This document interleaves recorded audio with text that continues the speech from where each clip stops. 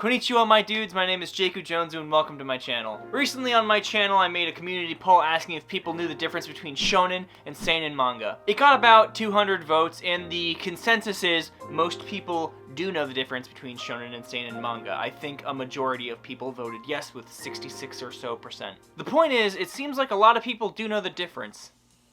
Or do they?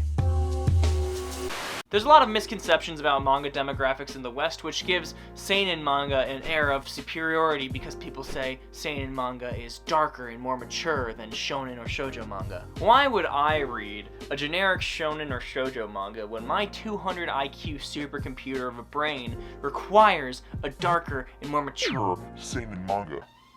Obviously, that's why I read seinen manga like Attack on Titan, and I don't read crappy shoujos like Yudu Camp. Except the dark and edgy Attack on Titan is a shonen manga, and the fluffy and comfy Yudu Camp is a seinen manga. So, what was that about seinen manga being darker and more mature? Now, there is some truth in saying that seinen manga are usually darker and for more mature audiences. But that's not really what sets apart shonen manga and seinen manga. Seinen manga are targeted to older audience, so there is truth in that. But what is the real difference between shonen and seinen manga?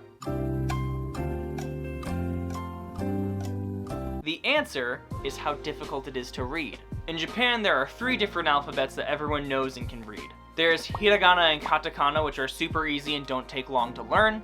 And then there's kanji. While there are only 46 basic hiragana and katakana characters to learn, there are about 50,000 different kanji characters. That said, it's extremely hard to learn even half that many kanji. Okay, so why does this matter? It matters because in Japan, manga demographics are often decided by the reading level. So I have 3 shonen manga series here with me right now and 3 seinen manga series here with me right now as well, and we're going to be taking a look through them to see the differences between the reading level. Shonen and shoujo manga usually have much less kanji in it, and every kanji character has a pronunciation guide next to it called furigana. The subject matter does also play a pretty big role in deciding the demographic of a manga, but many shonen manga tend to be a lot darker, seeing as Attack on Titan and Chainsaw Man are both shonen manga. That said, Chainsaw Man and Attack on Titan do push the boundaries as much as possible while still being able to be serialized in a shonen magazine. If they weren't so easy to read in Japanese, they'd definitely be a manga for an older demographic.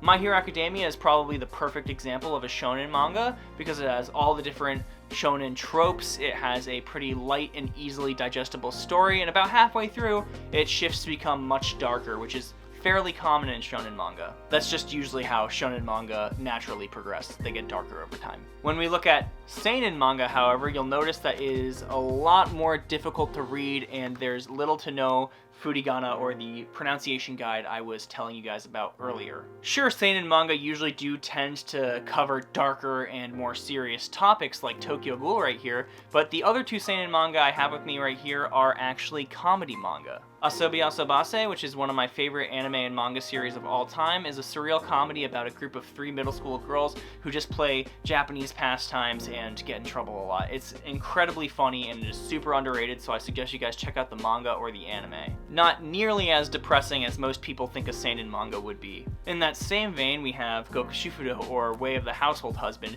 that uses kanji and vocabulary that's so difficult that I can barely read a single page of it. Also, has anyone watched the Gokushufudo anime on Netflix yet? It is probably in my top 10 anime of all time now. I know a lot of people were put off by the minimalistic animation style, but in my opinion, I loved it because it preserved the charm of the manga perfectly.